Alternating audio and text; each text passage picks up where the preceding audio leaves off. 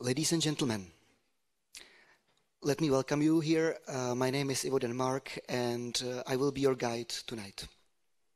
Space4Women is a part of Czech Space Week, the largest festival of space activities in the Czech Republic, organized by the Czech Space team.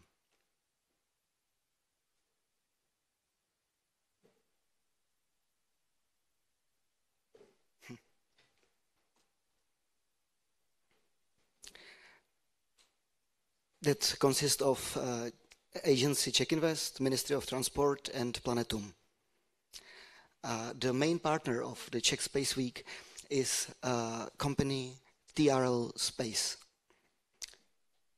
The other general partners, the main partners of Czech Space Week are ATC Space, Czech Space Alliance, Honeywell and OHB Czechspace. The main media partner of the Czech Space Week. The other partners are Advocam, CGI, Czech Aerospace Research Center, Hult, Stratosys and Brno Space Cluster. The main media partner is E15. Without these partners, we wouldn't be able to organize whole Czech Space Week, and also we wouldn't be able to organize tonight's event. This year, we are also going to meet 4 incredible women. Today, it's 4 women from 4 different countries, and we want to know why they chose Czech space industry and chose to work in the Czech Republic. So now, let me invite the first of them to the stage. That's Daniela Jovic.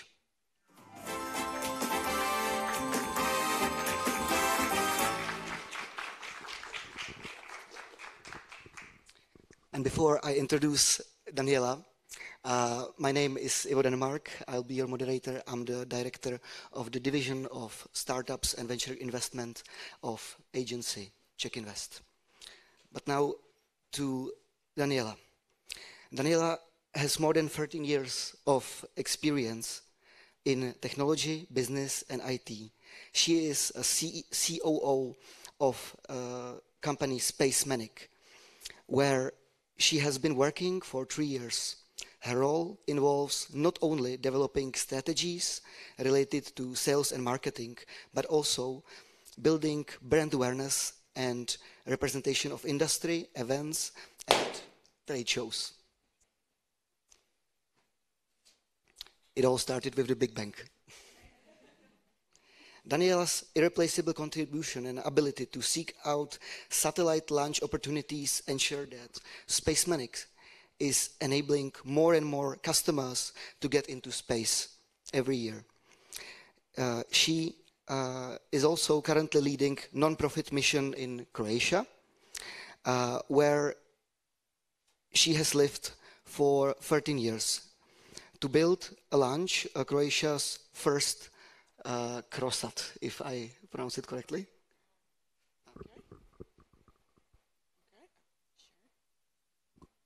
CroCube, yeah. CroCube, thank you.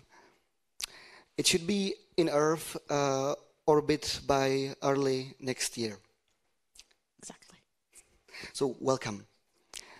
So, you work at Space4Women. Tell me how a Slovak living in Croatia becomes COO of a Czech company in Brno. Well, I'm not going to say it's a complete coincidence, definitely not. It's definitely started throughout like volunteering. I've been really interested in space, and I've been traveling around visiting various museums with the theme of cosmonautics, space and spacecrafts and so on. And I've reached out to Slovak Organization for Space Activities to be sort of in contact with my home country, as obviously I'm in Croatia and sometimes you miss home. And I reached out to them and I said, like, maybe I could write a few blogs about my travels. And they said, yeah, sure, why not? Like, you can share the experience about the places you've been to. And Jakub, the chairman of Slovak Organization for Space Activities, sort of recognized my efforts and offered me to do more, to be a more active volunteer. And then he casually mentioned that he has a company that builds satellites. And I said, like, okay, maybe I could help with that as well. And gradually I've taken over sales, marketing, and eventually I got obviously more responsibilities, and it became my day-to-day work. And to imagine your day-to-day work, because you live in Croatia, your office is in Brno, yeah, and your customers are all around the world. So take us by your last 2 weeks. Yeah. So obviously I don't deal with day-to-day things in a way that, well, my team is more than capable of handling their daily business, and I'm not part of the engineering team or the R&D or develop, any sort of manufacturing process. My work is focused on anything customer related, anything front facing. So my usual work day is either attending to any sort of partnerships, customer relations, seeking out new business, or attending these trade shows that I really, really like. So I'm really happy to be here also at the Czech Space Week. So, do you travel to Brno or I'm still trying to get my head around it? Yeah, I'm located in Zagreb, Croatia, in the capital.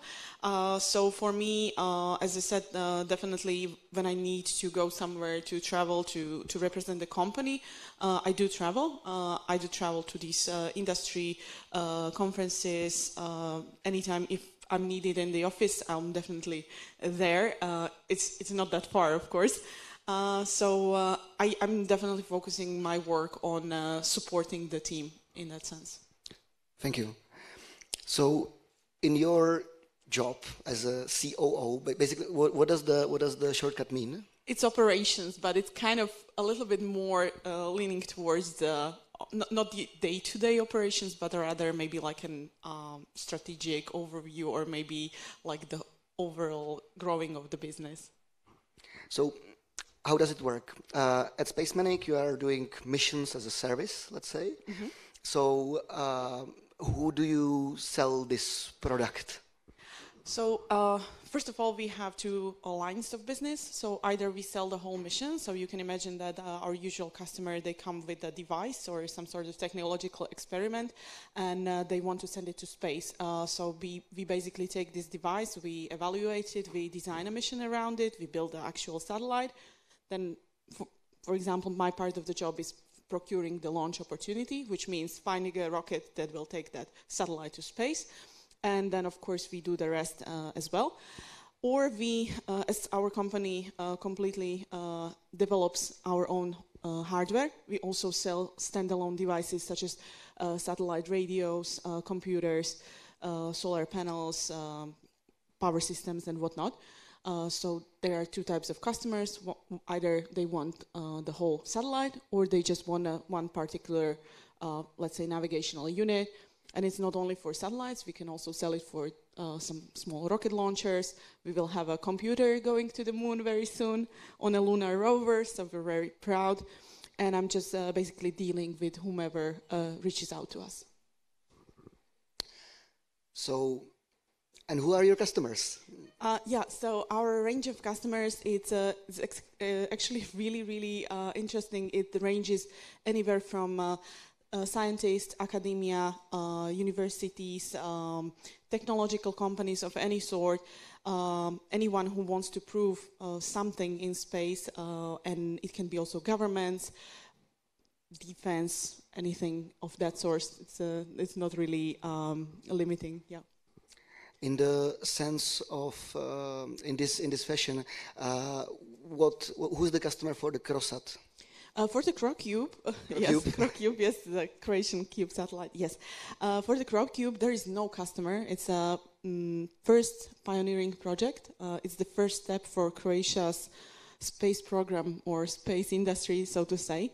As Croatia has never really, well, they've tried, but there hasn't been much efforts, and there is not such history as in Czech Republic, for example, of any sort of scientific research or space heritage of any sort.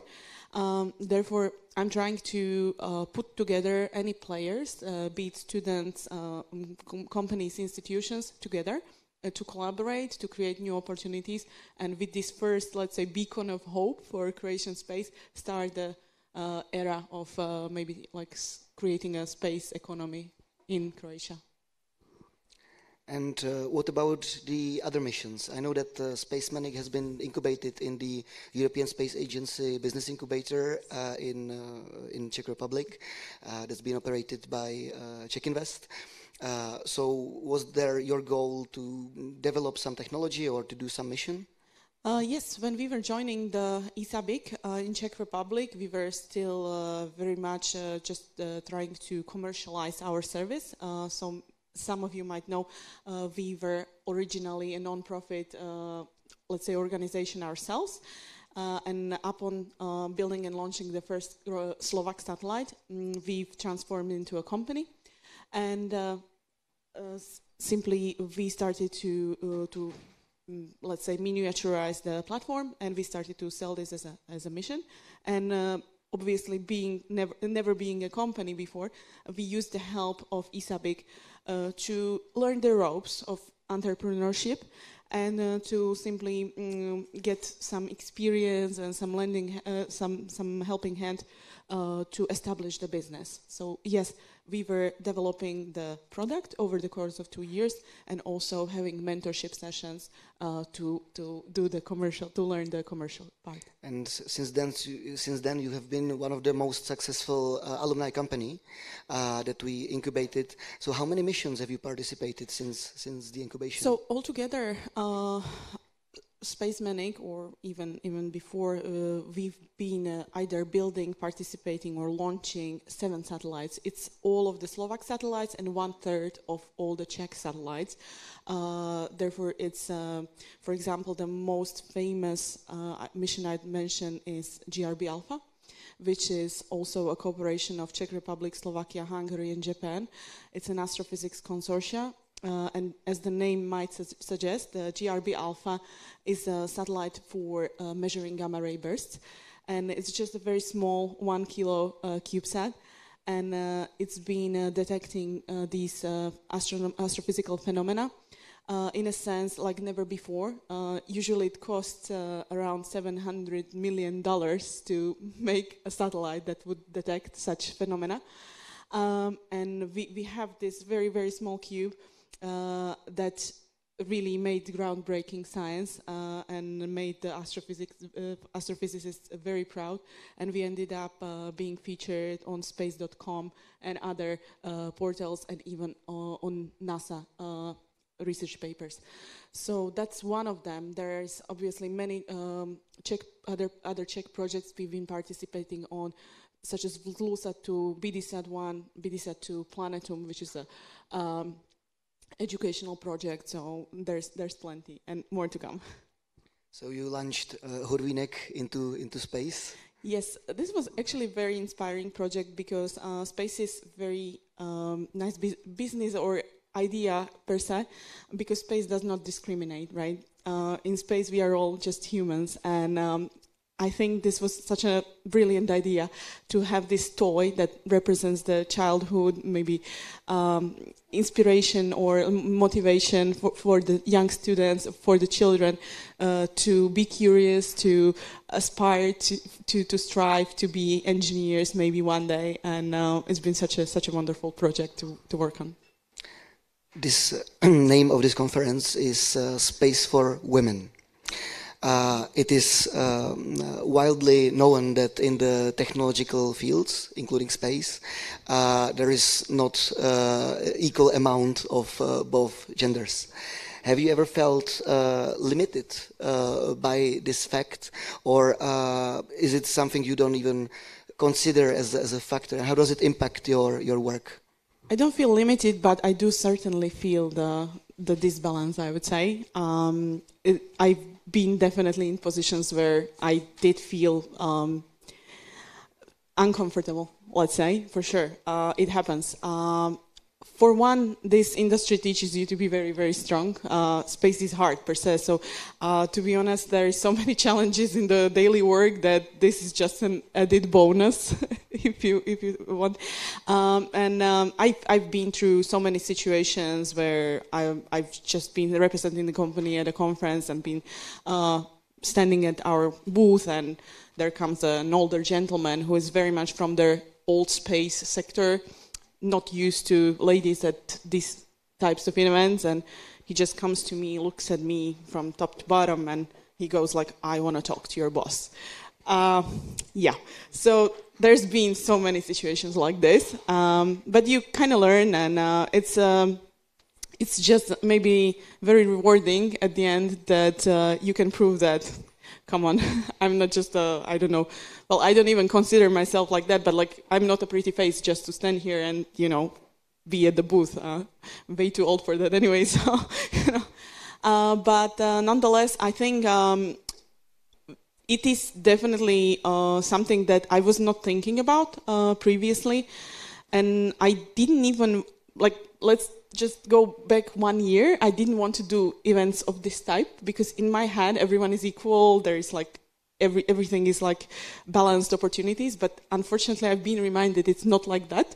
And even if I was just ignoring that, I figured that, I didn't figure it out. I was reminded by a very famous Croatian astronomer that I need to be a role model for the little girls in Croatia, that when, you know, like there is a girl, when she reaches 18-year-old, she will be wedded to a lumberjack, and there goes her dreams and hopes.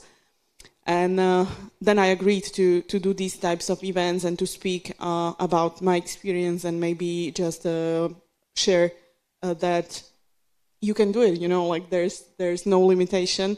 It's just maybe you have to have a thicker skin sometimes. Thank you. Thank you so much.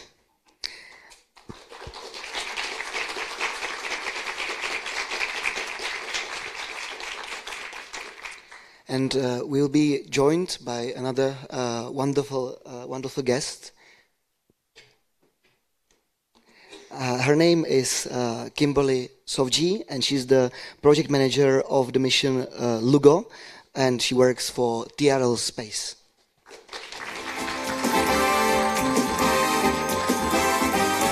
Take a seat.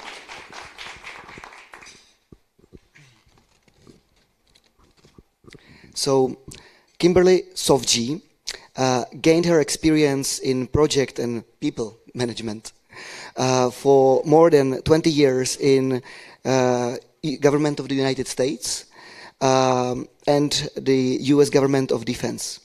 She has managed projects with global reach from Asia to Africa to Europe. Her career has focused primarily on working on national and international security in defense projects. Kimberly has as many successes as a project manager in multinational environments and in both the public and private sectors, with the goal of incorporating the integration of space assets to, for example, project global oil supplies and disrupt the activities of illicit organization attempting to circumvent export enforcement. Her approach to projects and management of the team involved has resulted in close relationships that have had a major impact on the future and for the success of the future and the past project. She holds a master's degree in space studies from the International Space University in Strasbourg, France. Welcome. Hi, welcome. Good evening, everyone. That's a very impressive curriculum you have. My first question would be, in your career, you have lived and worked in the United States, Asia, Africa, and the Middle East. Tell us what brought you to Czech Republic. Well, TRL Space brought me to the Czech Republic, and one of the attractive features for me of TRL Space in coming to the Czech Republic was the opportunity to work very quickly. All right, so for me, for those of you that know TRL Space, we take risks, and I'm a risk taker, as you can see. I've had an extensive career. I know you won't believe me if I tell you I'm 25, so maybe a couple days older. But through that, you know, I've been in some very interesting situations, and it's led me to believe that anything can be done, and it can be done quickly with the right personnel. So for me, when I saw what TRL Space was working on, our current project, Project Lugo, lunar mission, I said, oh, I need to be a part of that because I'm sure I can bring that to fruition very quickly, right? I hope that everybody in the audience and also online knows about TRL Space and its ambitions, but maybe there could be somebody who may not be so aware. So could you tell us a little bit more about these ambitions and approach? I can. So for me, TRL Space is willing to take the risk to develop a lunar mission, and this is we call it LUGO, Lunar Geology Orbiter, and the anticipation is, and what we have developed over the last 6 months, was a mission to obtain images of the lunar surface and below the lunar surface at images at a higher quality than is any available on the market today from even any of the other previous lunar missions. So it's very ambitious. It's a lot of work, I'm not going to lie, but we've had a lovely consortium of partners throughout Europe contribute to the success of this mission. That's impressive. Throughout your career, you had a chance to work with many different cultures. I guess there is many, brings many difficulties, but also many interesting stories. Could you share us some of those? I would like to believe, number one, as a project manager, I actually like people, right? And I think that's one of the key features. And throughout my career, I've had the luxury of meeting people all over the world. And I think there is a consistent theme that people are interesting. Even if you don't like them, they're still interesting, right? So for me, you know, I may work with a number of people that maybe I wouldn't normally get along with, but I still enjoy their company, I enjoy working with them, and I enjoy the opportunity to move a project forward. So we can all continue to learn from one another, despite our backgrounds, despite our education backgrounds, our other whether it be cultural issues or whatnot. So it's been a fascinating experience to learn about them and myself. So every time I walk away from somebody, I've learned something about myself as well. And this cultural context also in many various multicultural teams. Janka shared some examples of how being a woman influenced this even more in many different actors. So how does this come into the play when you share the projects? I will say that in some cultures, there is a tendency to not take women as seriously as contributors. And at that time, how I handle that is I recognize that it actually has nothing to do with me. It's their own limitation. And I typically, because I like people, I will take them aside and have a conversation. And if I can't deal with them, then I deal with their boss, right? So, you know, we all want success, but it comes at a cost. I'm willing to make the effort to get along with anyone, no matter the context, so that we can move towards progress and success. And if they are unwilling, then, you know, considering my background, I just have them replaced, okay? And being director of these teams and these projects, do you somehow encounter people who are not very good at in teams being managed by a woman, or not comfortable by having a woman boss telling them what to do, replacing them? Well, I will tell you, I'm a lady boss, right? And so that with that comes a certain responsibility. And I was listening to you guys earlier, and part of it is you have to be a role model. Sometimes you are the first person. I recall that I was in meeting during the Yemen conflict, and I had one of the participating countries come to me, and we had this lengthy discussion, and the only thing I got out of it was a marriage proposal. He could have cared less what I was saying. He could have cared less. He called his mother on the phone. And was like, I think we're ready to get married. I said, I don't even know your name. But he's like, I don't care. So again, it's a context, right? And it was never offensive.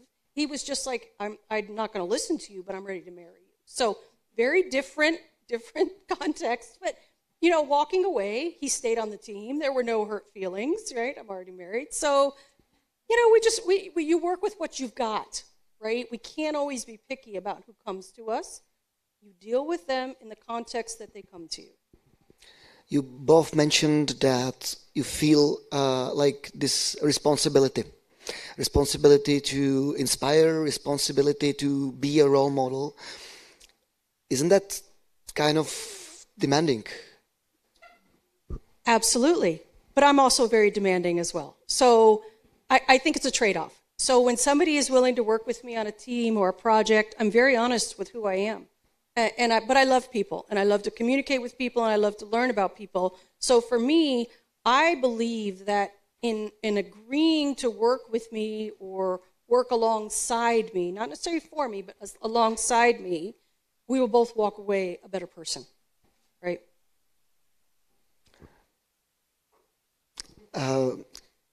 It's hard to follow up on that. I know. I have to say I'm very, very humbled by both of you. I wanted to ask you because this marriage proposal story is very, very interesting, especially in the context of like space industry, because it's very serious industry. Do you have any other behind the curtain stories from your career? Well, one of my favorite is, for you guys, most people don't know that my husband is Asian and very traditional. And I spent many years in Asia working, so I would travel quite a bit by myself, which, number one, was very uncommon, because the first question I got was, your husband allowed you to come? Yes. Secondly, they would wait for me at the airport, you know, with the placard with your name on it, and it'd always say, Mr. Kim. And I'm going, okay, you know, of course, because the Kim is a surname in Asia, but I would show up, and they're like, here I am. And they're like, no, we're not going to take you. We're waiting for Mr. Kim. And I'm like, well, Mr. Kim is me, right? You know, so this went on. And finally, at the end, I stopped being frustrated. And I just understood it's a cultural context. They never would expect a woman like me walking through the airport going like, hello, driver, right? And he's like, no, I'm not here for you, right? And I'm like, okay, let me just call your company, and we're going to square this away. But in the end, we laugh about it, right? Because you understand that not everybody has the same exposure as you do, right? So we laugh. In the end, we laugh. But it is kind of shocking in the beginning. Is there a difference because you have a heritage even working with the defense industry? So is there like defense is like the same in this fashion, worse, better, or is it the situation is basically very, very similar in both of these industries? I think specifically, obviously I started my career more than 2 or 3 years ago. So throughout my career, it was very uncommon for women to be in powerful positions, right? And you know, I'm a take charge kind of gal, right? So I walk in and I'll just take over the whole room. I don't even care. So, you know, I was given projects of that caliber, and it's like, I need you to do this. Okay, got it, and off I go. What happens is not everybody can respond to that. And so whether it be in defense or even in space today, it's not customary, right? Sometimes we are still the first person that an individual has worked with as a lady boss or as a woman. So it can be a bit of a shock to the people we work with. But there's also room for growth, right? I go in, again, I'm very honest with people with who I am, and I'll work just as hard as they will. I don't stand there and go, I need you, you know, like some queen, do this, you know. I'm right there next to them working. And so we're working together for the common goal. And I think that balances out the expectations of other people. Because they may be wary at first, going, who is this woman? What is she doing here, right? Why did she come from the United States to come here? I encountered that all over the world. Africa, the Middle East, Asia, I've encountered it everywhere. What is that crazy woman doing here? But it's okay, because in the end, we walk away, we're friends, we've completed our project, we've had great success, and I never dictate what they do. We work together for the common cause, for the goal. This is your first Czech Space week. We are very happy to have you. How do you feel about the event? I'm having a great time. So I've loved it. I've loved to be a part of it, and I've loved to meet a lot of the players in Czech Space. Obviously, we're quite busy right now with our lunar project, so I'm not always able to get out and see everyone in the community. So this has been a wonderful opportunity to interact with everyone and realize the Czech Space program is going to launch very quickly, and it's going to go very fast. And that's because of the people involved, because of the vision that they have. So it's been lovely and inspiring to hear what regional players are doing here. It's wonderful. Thank you.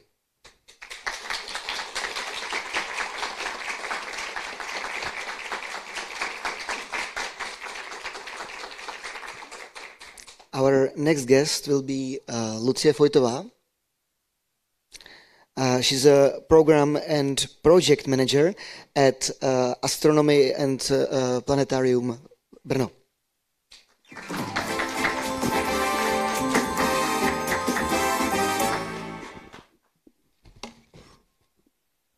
So, good evening. Good evening. Lucie graduated in electrical engineering. Electrical engineering, yes. Is that correct? Okay. At the University of Brno of the Applied Science.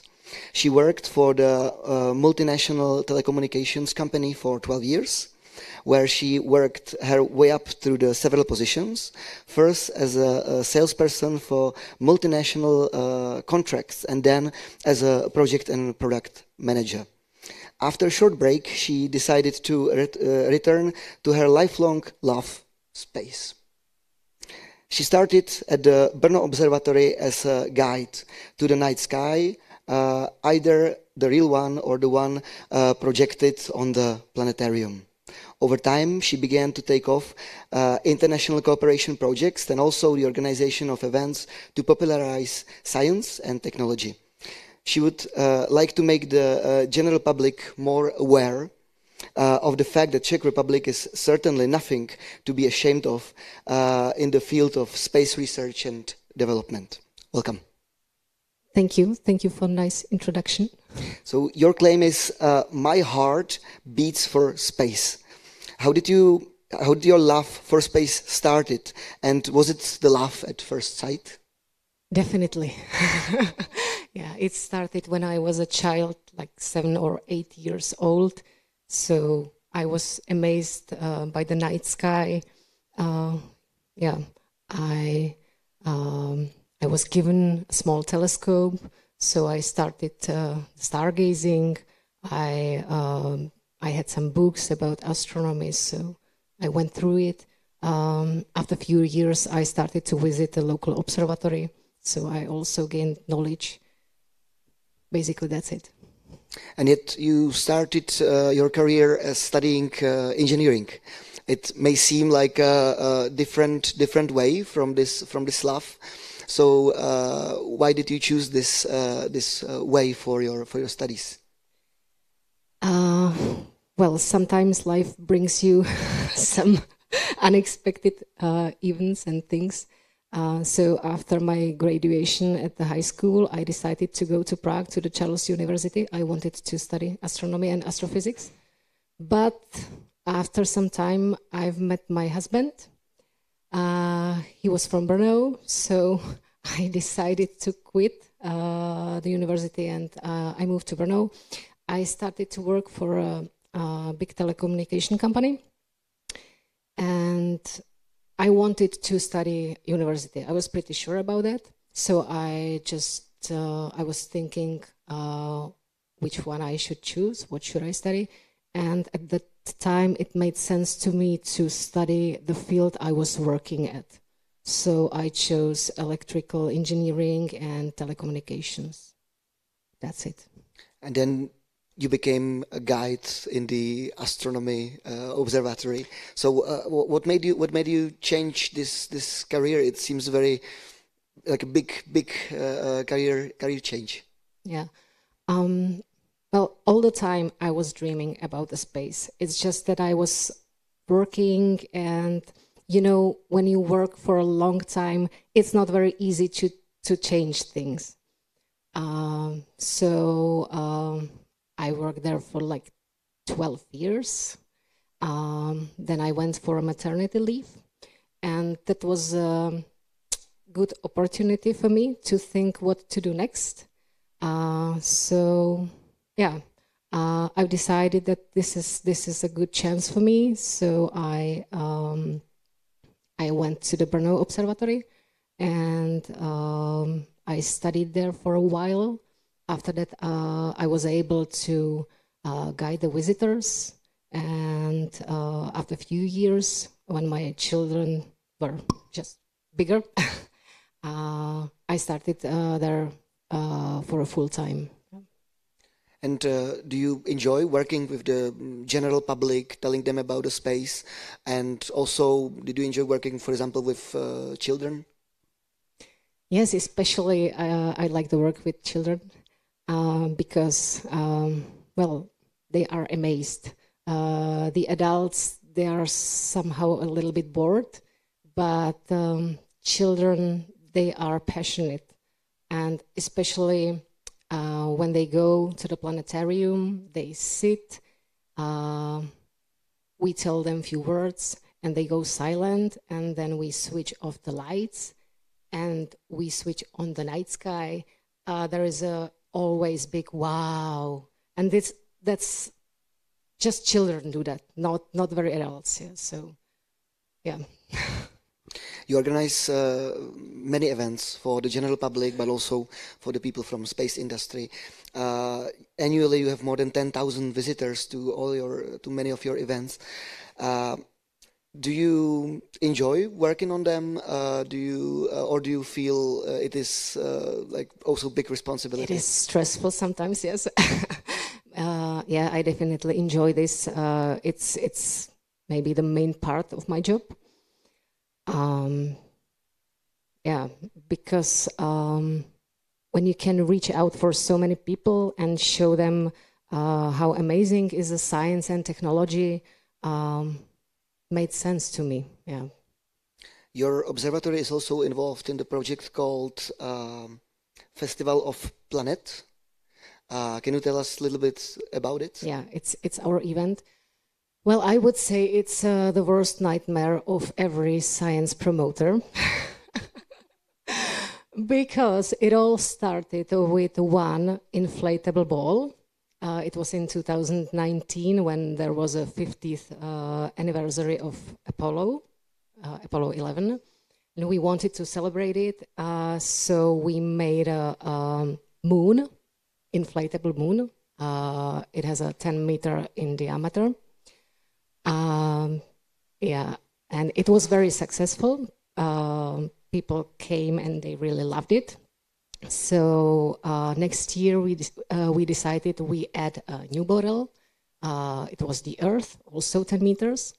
And next year we decided to do another model, and next year another. So now we have few big inflatable balls, and yeah, every year in July and August we show them to the people. And why I said it is a little bit nightmare, because so many people are coming and watching it, much more people than coming to our planetarium, to our shows. Yeah, so yeah, but I'm joking, of course. Yeah, I think it's a very successful event, and next year we will add again another ball. It's going to be a lot of balls. my other question is, I know that your observatory, together with Planetum in Prague, is going to be leading the project of European Space Agency called ESERO. So what exactly is going to be your role? And I mean, you personally, but also the observatory in general. And can you tell us a little bit more about what ESERO does? Mm-hmm. Well, I'm not sure if I can talk about it because the contract is not signed yet. And you know, the negotiations with European Space Agency are quite difficult sometimes, but hopefully we will manage it. ESERO is an educational office established by European Space Agency. Nowadays it operates in many European countries, and its goal is to educate mainly children, pupils, and also teachers. So together with Planetum, we will share it. We will be responsible for, let's say, promoting an education space-related science, mainly at schools. It's not just about building rockets, because there is so many different things connected to space, like Earth observation, like programming, and so on.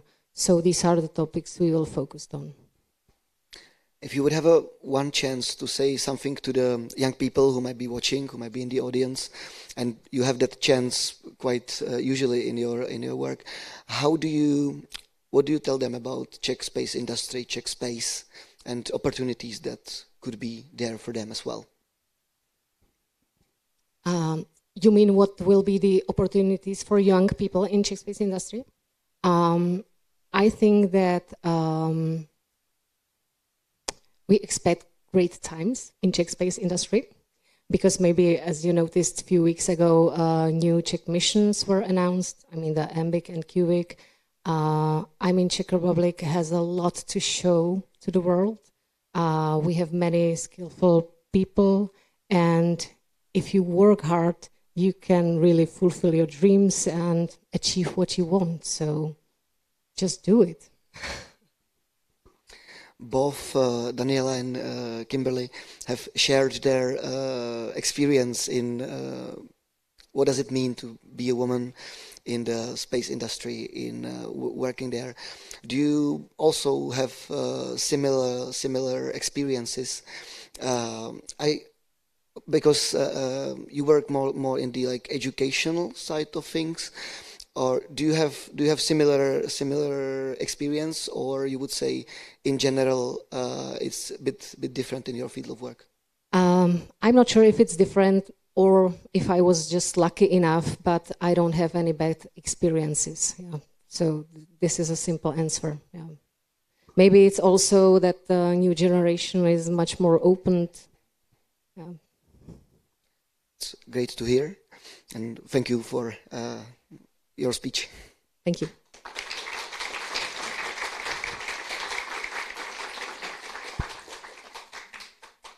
The last but not least, we have Ludivine Leger, structural analyst at OHB Czechspace.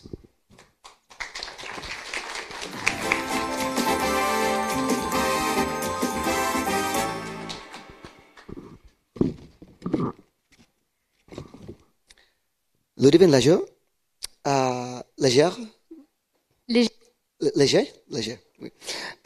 Ludivine Leger graduated from the French University EDF, École d'Ingénieurs, where she obtained an engineering degree specializing in aerospace. She has experience in the space industry not only in the Czech Republic but also in France. She started her career at Ariane Group, where she performed analysis of mechanical parts of the first stage of the Ariane 6 rocket. Before joining OHB Czechspace, she worked for 4 years as an optomechanical engineer at Safran Rioch. Safran Rioch. Safran Rioch, merci. She has been working as a structural analyst at OHB Czechspace, and since June last year. Since then, she has been involved, for example, in the Hera mission, which aims to deflect the orbit of an asteroid to help find an effective way to defend the Earth from a possible collision with it. In the project, Ludivine is in charge of carrying out load flow analysis and impact evaluation. Last but not least, Ludivine is also involved in the project of the German space startup RFA Osburg.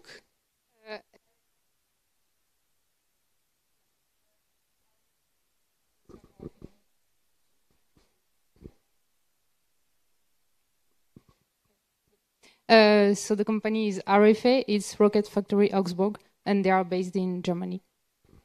Thank you. I spoke many engineering things right now. Could you explain, or maybe try to explain to us a little bit more what is actually your role in the team nowadays at OHB, and also what does the structural analysis does? Yeah, so I'm a structural analysis engineer, and my role is to analyze parts of satellites and make sure that the satellite will survive during all phases of its life so it can accomplish its mission. And I work mainly with computers. So for instance, I have a 3D model of some part or the whole satellite, it depends. First, I will discretize it, so virtually cut it in very small pieces. And then I will be able, or the software will be able to calculate the behavior and change of behavior of the satellite, in time also. And so yeah, the idea is to check its strength or its displacements or how it reacts to vibrations. And as I said, the goal is to make sure it survives. We don't want to break it during launch, for instance. So yeah, I'm mainly doing analysis. Also last year I participated to a static load test. So we had a central tube. It's the structural central part in a satellite. And the idea was that we applied forces, lateral and longitudinal, and we checked how it behaved and if it was as expected with the calculations that were performed before. So in this job, it's very interesting because you can do analysis, you can do testing, you can do integration. It's a lot of interesting activities. So you're basically trying to break a satellite? I try not to. You try to ensure that it doesn't break? Yeah. Yes. Yeah. Thank you for that. That makes it more clear. And so, Hera mission. Basically, how close is it to how close we are for the Bruce Willis scene? Putting the or how can you explain it to somebody who saw an Armageddon? There is a problem potentially coming, and how does the Hera mission is going to help with this? Hera will, thanks to two CubeSats, which will be on top of the satellite Hera, it will deflect an asteroid that will be coming too close from to Earth. And the idea is to protect the planet and the people. But if we speak a bit more technically about the mission itself, it's very interesting. Myself, I did some analysis, load flux analysis. So basically, I checked how the loads are distributed within the satellite and to the interface with the launcher. I did shock assessment to verify that all the units that are inside the satellite will as well survive and not break due to too high shocks. And very recently was conducted a huge test campaign to check that the satellite will survive during launch. I was not involved in that part. A colleague of mine was. And among the tests, there was a vibration test and a thermal vacuum test. To basically represent the conditions that the satellite will see during launch and up there in space, and make sure that it behaves properly and that it will be able to accomplish its mission. It's amazing. I would maybe spare next hour talking about the Hera mission, but you also had a chance to work. You know, we just said that space is not just building rockets, but you had a chance to build rockets, right? So what was your involvement in Ariane Group? Yes, that was in 2018 already. I had the opportunity to do analysis of some brackets that are at the exterior of the launcher, actually where the lines of oxygen and hydrogen enter in the main stage of Ariane 6 launcher. And I was very happy to be beginning my career working on the future European launcher. It's an amazing project, and I hope it will launch one day. So yeah, that was the start, and also when my love for hypermesh and Nastron software developed, and yeah, that was a really interesting start. The theme of this conference is Women to Space, Space4Women. What was your way to space? You decided at 6 years old you want to be space engineer, or what was the story behind? Well, I've been fascinated by space since as long as I can remember. My first word was actually moon, well, lune in French. And yeah, when I was a child, I kept looking at the skies and looking at the stars, and I wanted to know what is there and to understand better our universe. And yeah, I've always thought that it's really fascinating. And not only the theoretical part with astrophysics, but also all the instruments that allow us to perform scientific missions. So, of course, launchers, telescopes, and satellites. And when I was younger, I wanted to become an astronomer. And then step by step, I realized that, being an engineer is also great because I can help the astronomers to accomplish their mission. So it's interesting to be on that side of the fence and do all the technical work that I do on a daily basis. But yeah, space is a big part of my life. And if I can add something, I like to do astrophotography. So it makes sense to... Throughout your studies and throughout your working experience, what is the men to women ratios in the teams that you have been working in? Well, to start with, I was lucky because in my engineering school, there were more women than the classic amount. We were 30% women. And it's a school that originally was just for women. It was built in 1925, if I'm not mistaken. And the woman who built the school was a bit annoyed that women could not become engineers. And she said, okay, let's do it. And then the school became mixed in the 90s. But there was still this desire to help women become engineers and show them that it's possible. And then at work, well, it really depends, but currently I'm the only engineer girl at OHB Czechspace. But it's fine. I think it's the best to have a combination of guys and girls, and to bring all different ways of thinking and more emotional, more rational thinking as well. So I think the best is to combine. Do you believe that it is, you kind of said that it's a different thing to be woman engineer than the men engineer. Could you elaborate on that? Do you think the fact that you are women engineer, does it bring something special to the mix? That's a good question. I think so. Maybe sometimes we are more human, and we as women we can also be a bit more emotional. But even though the topic is technical, I think it's important to still stay human, because we always interact with other people, even though we, in my daily work, I work on computers, but of course I will have meeting with customer, supplier, and so on. And it's important to also be able to interact with people, and maybe this a bit of emotional side helps. So yeah, maybe that's what I bring. Thank you. And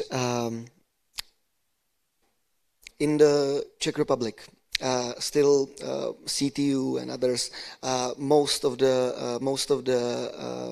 educated program for technical parts are run by men, visited mostly by men. It's more than 10 years ago, but we had a joke at Czech Technical University. There was one subject of mechanical engineering, I think it was. At that time, they had the first women joining the program, and they had actually to start thinking about having two bathrooms, you know. And do you feel you moved to Czech Republic? You work in many different areas.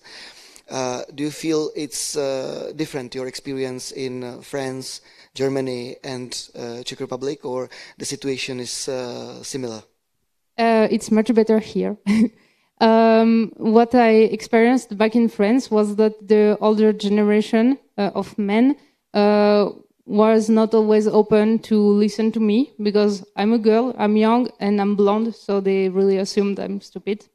And of course, maybe you can think so, but at least listen to what I have to say first and then judge. This was a bit frustrating back in France, not only at work, but also I remember one day I went to the Association of Astronomy in my town, and I said, hi, I want to be part of the team, and let's discuss astronomy topics and make observations.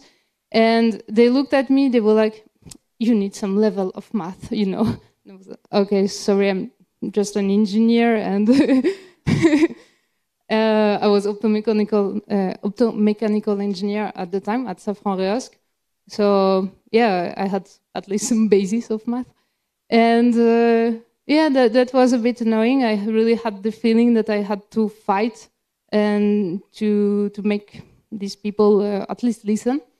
And I have not experienced it here. Like really, people are more willing to consider me as equal technical person and not a woman.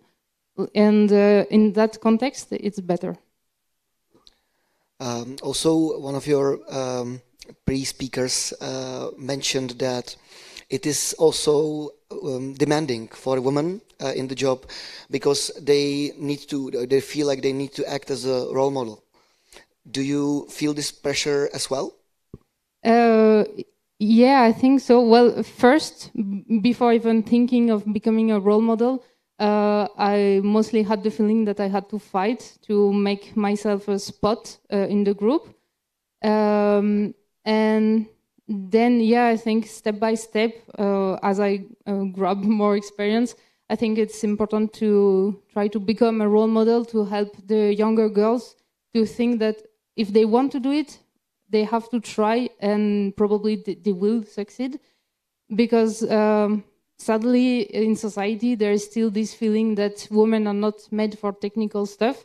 And no, I want to show them that it's possible, and you can, like Barbie, and still be a structural analysis engineer. Like they are not incompatible. And I think it's important, and each of us has a different role and can bring something really important and tell the young girls that you can do it. I have a friend who has been visiting some conference unrelated to space, and he got a very tough question, like, why do you guys, like Czechs and Slovak, why are you so skeptical about yourself, about everything? And he said, because we are from the Central Europe. It is very wonderful that we have this panel today, and you are here showing us that the Czech Republic is actually emerging space nation, emerging space, maybe hidden superpower. I would like to ask all of you,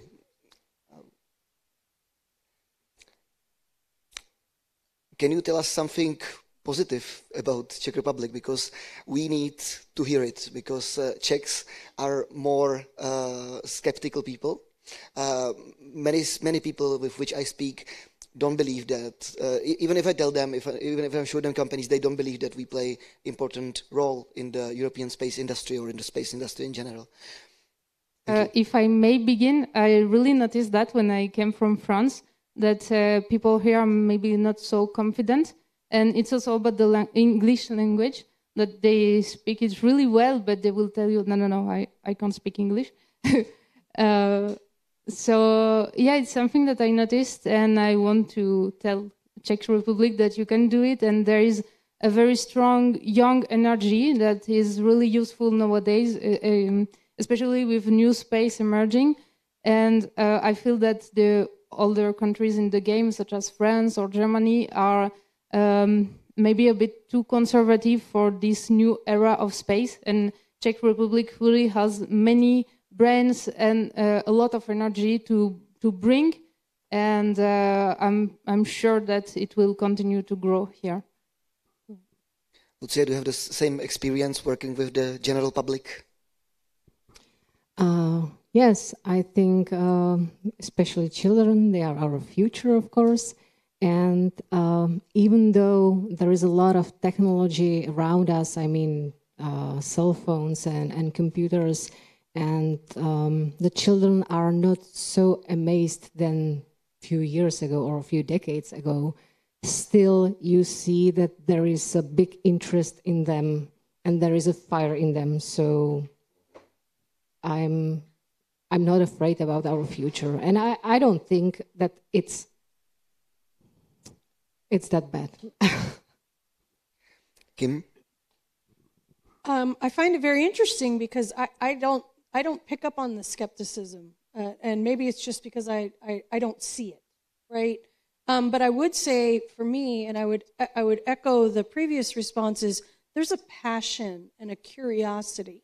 And I think part of it is the Czech Republic is fortunate enough to step away from some of the old school thinking and is able to jump that hurdle very quickly, because we didn't have these foundational problems in some of the larger space agencies or larger corporations. So I think that's one of the benefits of the new way of thinking, of the new space thinking, is it can be done, and it can be done very effectively, and with a new fervor, a new curiosity, a new energy.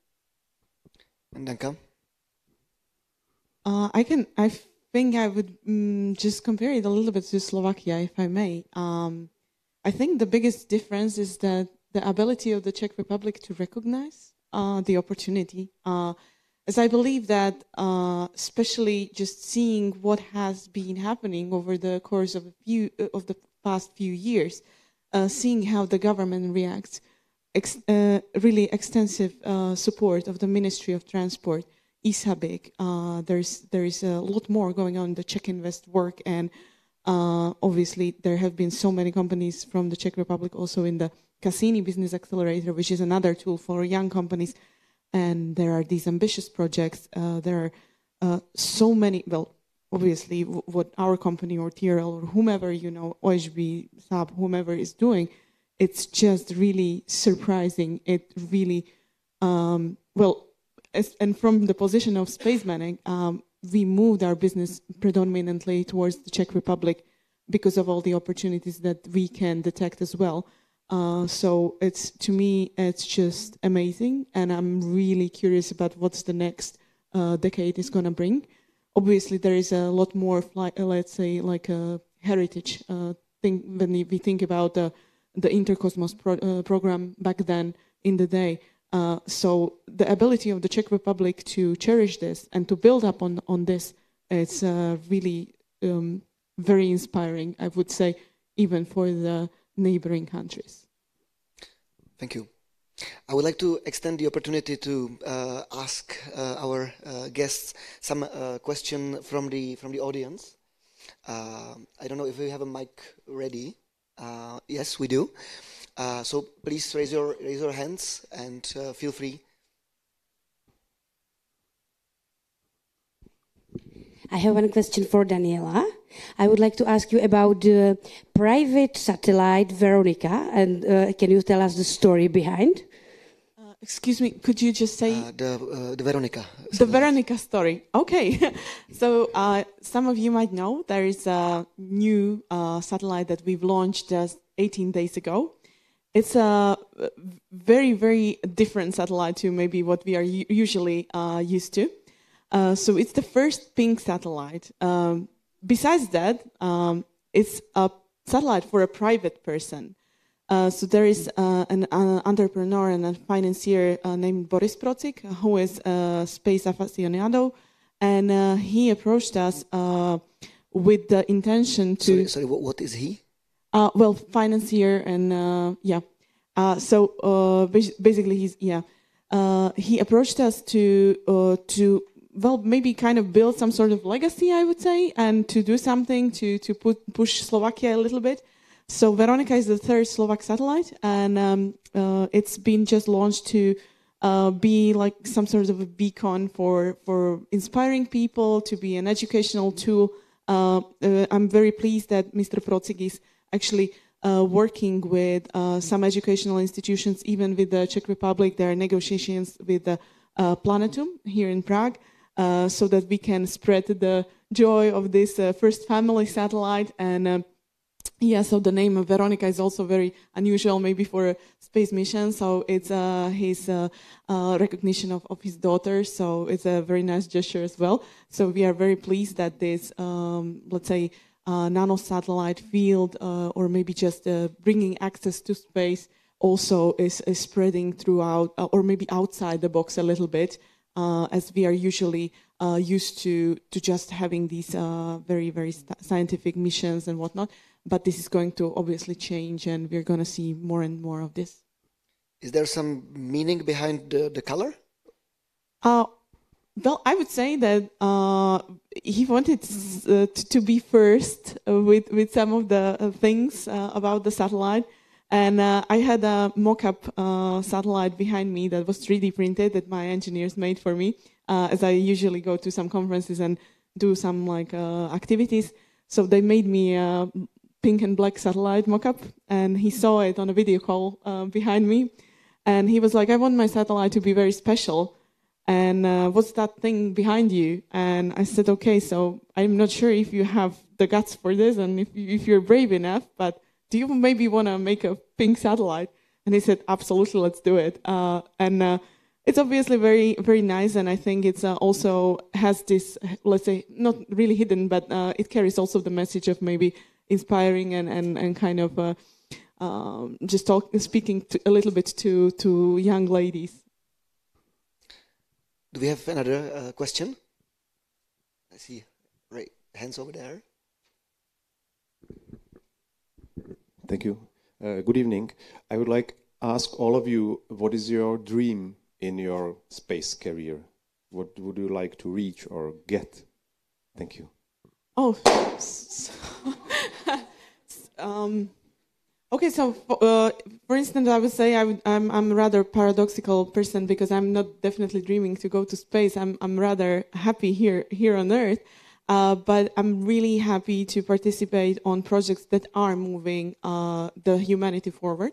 So for me, just working on anything that pushes us as a humankind is definitely very inspiring and just very rewarding. Maybe I have some sort of personal goals as a professional, but they're mostly linked to the progress of our company and to overall goals of just working on some very exciting missions. Thank you. My personal goal is to provide opportunities for curiosity, for questions to be answered, for scientific discovery, because a lot of times we have a tendency to say, no, that can't be done. And my goal, my answer is, it can be done. It depends on who's working on it, right? And I have 3 grandsons, and I would wholly expect all of them to follow me into the space field. And I mean, why shouldn't I pave the way? You know, I'm a granny, right? Why wouldn't I want that for my grandchildren? Why wouldn't I want them to dream beyond what we see today to be anything they want? So that's the new space thinking. Absolutely, absolutely. Well, I've always dreamed about sitting in the mission control room and be a part of a mission. So maybe one day. We have some representatives of the companies in the Czech Aerospace. Okay, so after the event, I will prepare talk your to them. pitch for the vinyl. Well, for me, it's definitely to be part of big scientific missions. And some years ago, I worked on the Ariane 6 launcher, and with my small step added to this big project, I know that there will be satellites being launched, and some of them will be scientific missions, and I'm very happy that I could bring that. And then at Safran-Riosc, I worked on the ELT, Extremely Large Telescope, which will be set in Chile. And many beautiful and interesting discoveries will be made there, so I'm happy to have participated in that. And as well, nowadays, working on satellites. So, my dream is to work and be part at my scale of nice, beautiful missions that can help humanity to better understand its place in the universe and to grow as humanity. How extremely large is extremely large telescope? Well, if I'm not mistaken, the primary mirror is 39 meter long. Well, not long, but in diameter, and it's constituted of segments, like more than 700 hexagonal segments that are next to each other. So yeah, it's quite extreme. Hard to imagine. It's but the name fits, right? Sorry, can you repeat? The name had to be invented by an engineer. Like, what is it? It's extremely large. Telescope.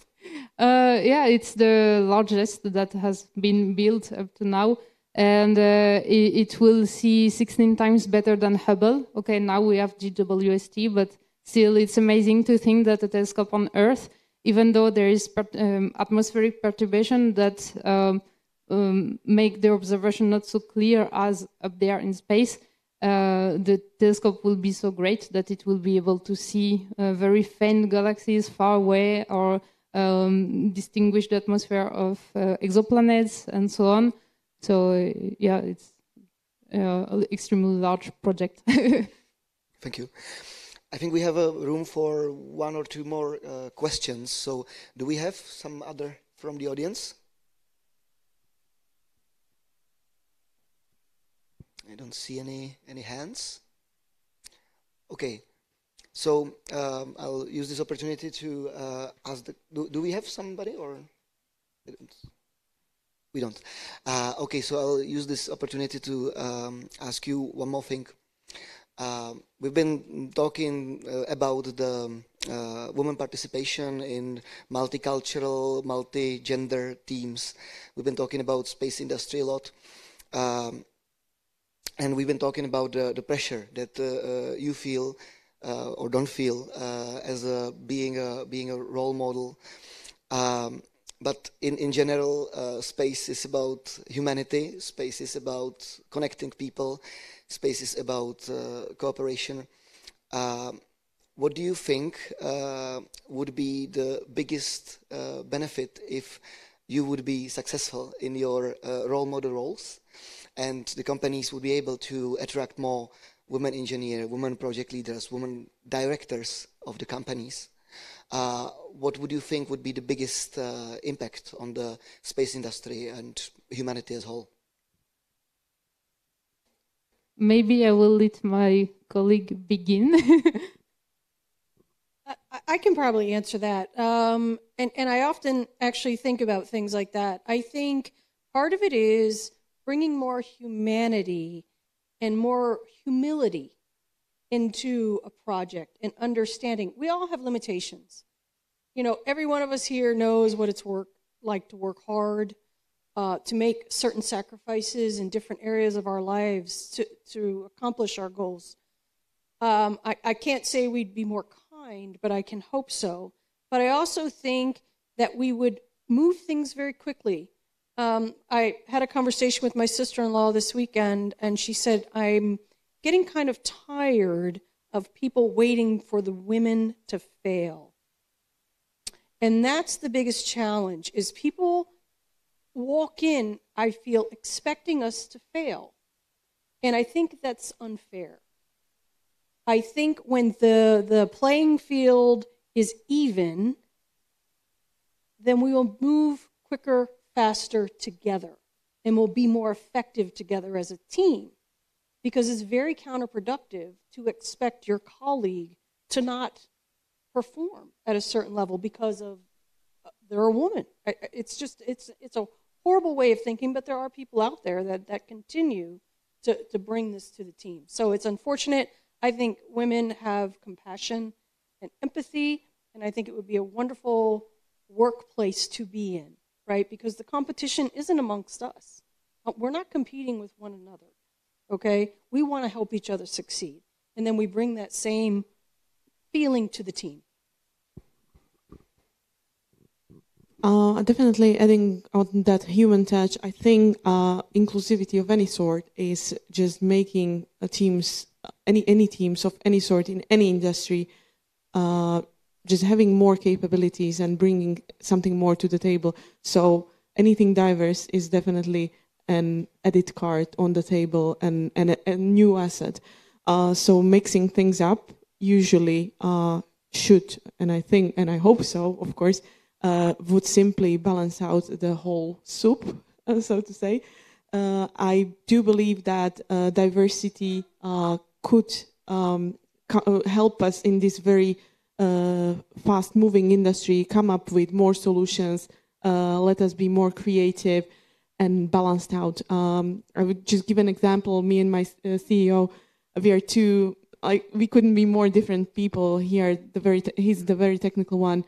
I'm just pulling his legs back to earth. You know, he's the dreamer. He's the visionary. And I think that we work together so well just because we are so different. So I think we need to just bring anyone and everyone together. To create the best concepts and ideas.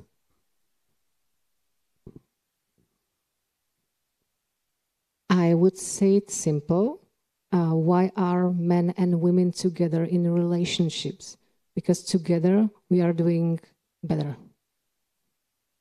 So basically that's it. Yeah, we just need to learn to respect each other, and yeah, we can be stronger. That's the basic idea for me at last. That was a very nice line. I agree with everything that you three said. And yeah, I definitely think that together we are stronger, we can go further. We as women bring sometimes more humanity and understanding of each other. We try not to fight all the time, contrary to some men that I could have seen in my life. And I think this humanity, empathy can really help all of us go further and accomplish even bigger and greater things. And we are all complementary, if that's the word. And definitely it will make a better team, a stronger team. So yeah, I really hope that it will continue to improve, that we will continue to have women engineers and women in this technical field, and that all together we will create even greater things than the ones that were created already. So in a nutshell, we get faster space, better working environments, and better space soup. Thank you. I would like to ask the audience for applause for our wonderful guests.